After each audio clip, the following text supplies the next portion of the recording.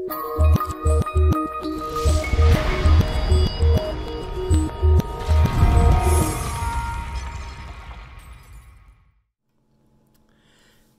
world. Thanks for pressing play on another Pay Me No Mind sports and entertainment video.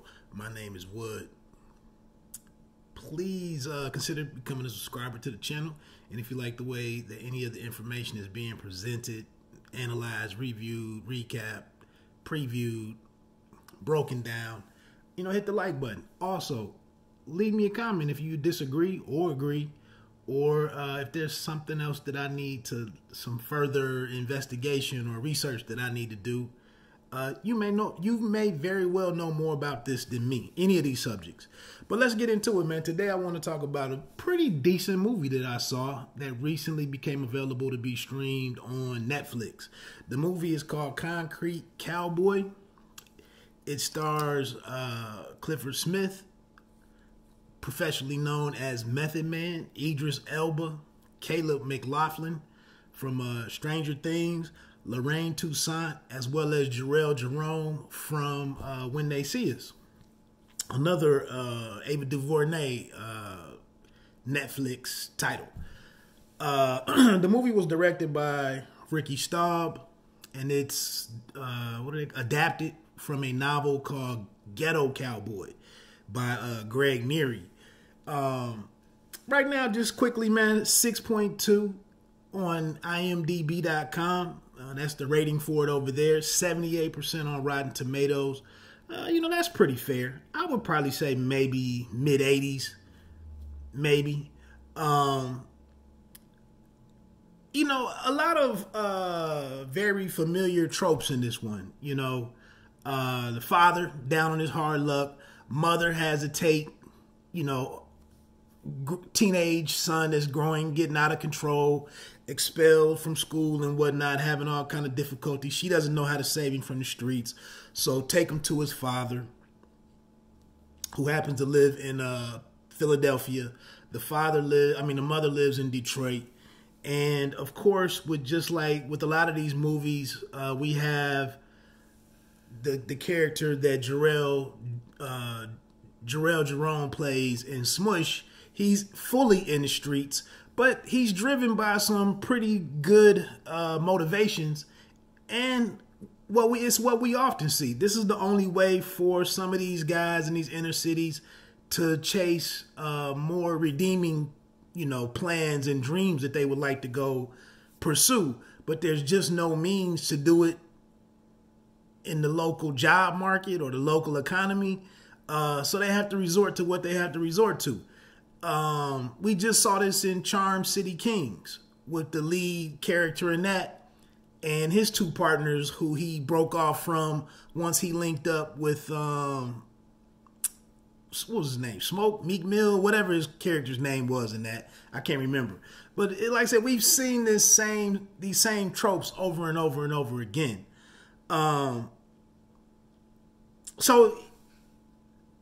And then, something happens, something tragic happens to the wayward youngster, and the star of the story learns from his mistake, unfortunately, his fatal mistake often, and he goes and lives this,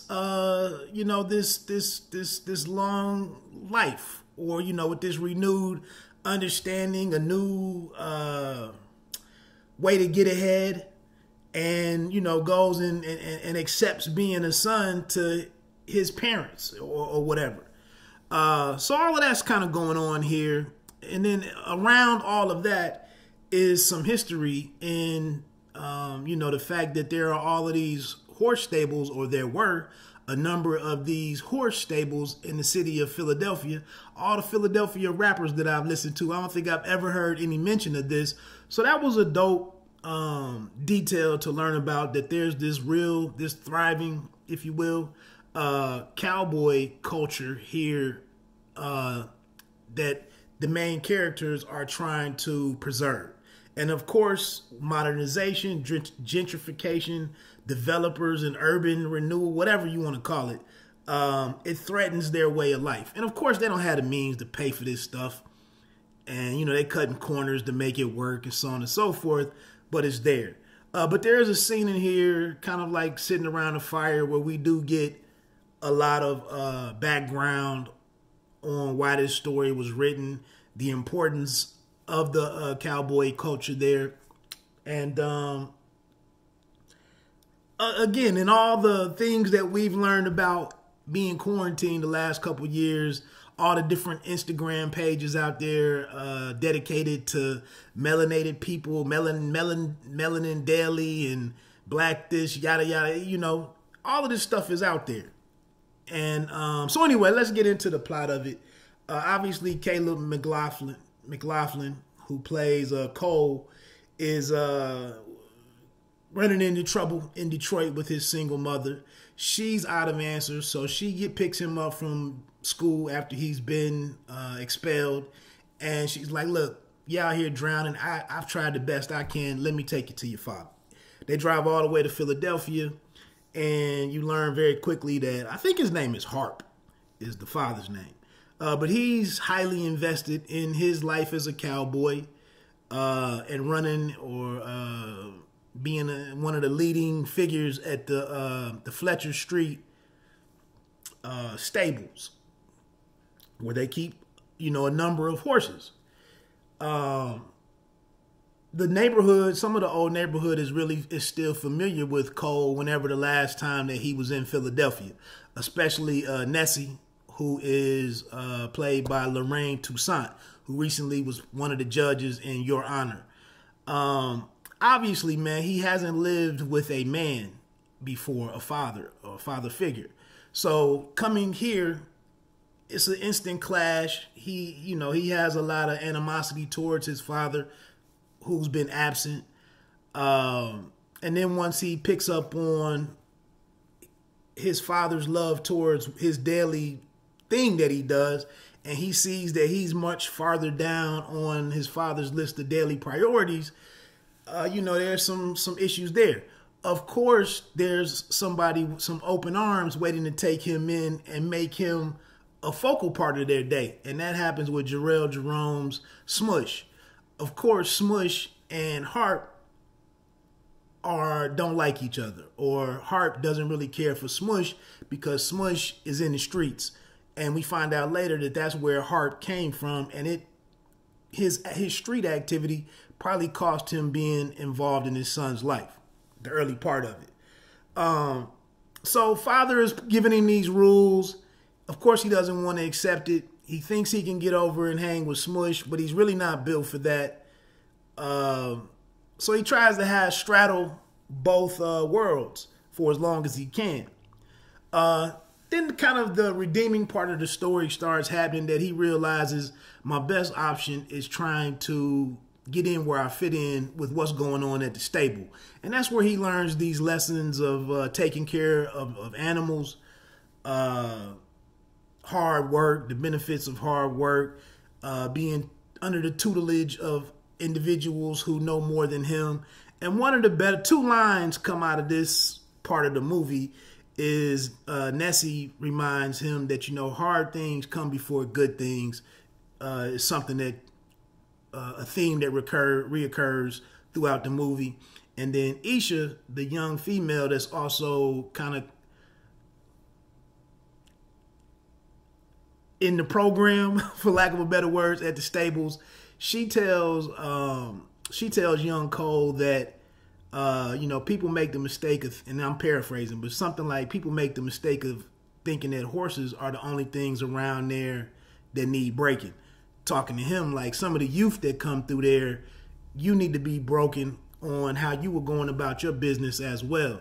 So we see some dope things. Of course, one of the horses that no one else can control or break has a fondness for Cole, and that becomes his horse. He has to take care of it. He learns what it is to do the upkeep around the stables. He has an interest in wanting to be able to ride a horse and everything that comes with that. And then he really has this moment of enlightenment when his dude, Smush, reveals to him, I used to have a horse. I was a great rider. And But he was like, the old school people, the OGs, don't know what the hell they're talking about. And you need money to go do this the right way, which is to go out west, buy some land, and do have you some property where you can maintain your horses and really live this life out if you really want to be about it. The only way that he can get there, though, is by selling drugs.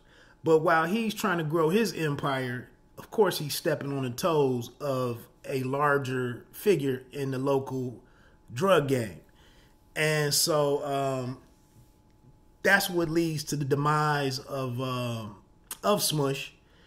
And then, of course, young Cole is over here blossoming in terms of, training horses and whatnot, and becoming a young cowboy and developing, a fondness for that culture. At the same time, he's cutting his teeth or whatever they call it, and taking, he goes from being the new guy, the newcomer to the stables to fitting in. And of course, a love interest sprouts in young Isha. I thought it was a really dope scene that when she kind of like, it's a coronation where she gives him his cowboy hat, after he broke the horse. I don't know if it's Boo or whatever the horse's name is. And then we get to the point that, like, there's not much to this movie in some regards, except for the lessons that it shares, and it details throughout it. And then when it gets to the ending, we also see that Method Man is a pretty important character. He plays Leroy, who is a police officer, and he has an encounter with Smush, and he gives a message to Cole, about figuring it out before it's too late. And then Leroy still, he actually, just like Smush, he was also once involved in the stables until he realized he couldn't make a living that way. So he went to go be a police officer, which was something that he tapped into as an early kid, that he wanted to be a police officer based on some parade that he went to. Another interesting scene is there's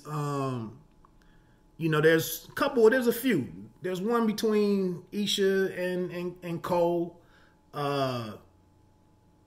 Cole and Smush, Cole and Leroy, Method Man. And then they also have like the big reveal of why the relationship has been as estranged as it was before him being delivered to Philadelphia by his mom.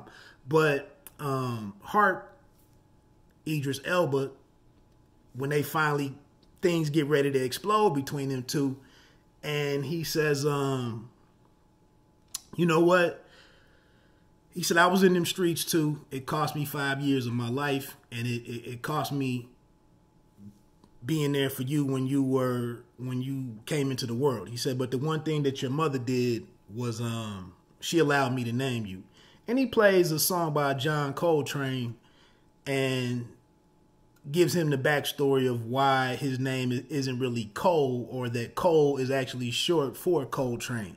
And Hart admired Coltrane because he knew that he went on to become this great jazz musician, this iconic jazz musician, without the involvement of his father in his life. So the one detail that's there that's kind of shitty is that even though he had this understanding of the importance of a father being involved in a child's life, he still never really acted on it to be involved in his own child's life. Once he came home from upstate doing his bid, he never did anything. And even at the end of this movie, he doesn't really have any... he doesn't really put his kid on this great path towards anything other than just, hey, I've given you everything that I'm about as a cowboy. And then mom comes and picks up Cole, and we don't know, what happened, what kind of impact that summer in Philadelphia had on the young man long term. So, like I said, at the end of the movie, it doesn't really solve a whole bunch of anything. It just tells us these very familiar stories that we always see. And I guess the one bit of silver lining in it is that even though as times change, you know, there's a reason to value and hold on and carry on some traditions. And that's what he just tells his son at the end. Like, I know they took, because they lose the stables. Can't stop, you know, the future. But his son's like, well, what are we going to do now? And he's like, well, we did the best that we could for as long as we could. And now we're going to do what we always do, which is we just going to ride. So at the end of it, everybody gets their horse back after the city came and got them, the Humane Department or whatever it's called, or Department of Livestock, whatever. They come and get them. Idris and his son, or Hart and Cole, go back to steal the horses, and then they just do this like this ride through Philadelphia to remind the city that they exist as they go pay their final respects, and a cowboy send off for what's my man's name? Smush. It's funny because Smush Parker is a basketball player there. Lastly, at the end of it, as it goes out, you know, you learn that some of the different characters in the show, in the movie, were actually part of the Fletcher Street stables. And they just talk about the impact of the stable and the culture on them and keeping them out of trouble and, you know, giving them some sense of purpose and whatnot. So it's kind of these different, like I said, we all know all of these things and we've seen all of these. It's just in this different movie that's called A Concrete Cowboy. I would suggest to you to check it out. Anyway, I'm out of here, man. You don't have to be great to start, but you have to start to be great. Peace.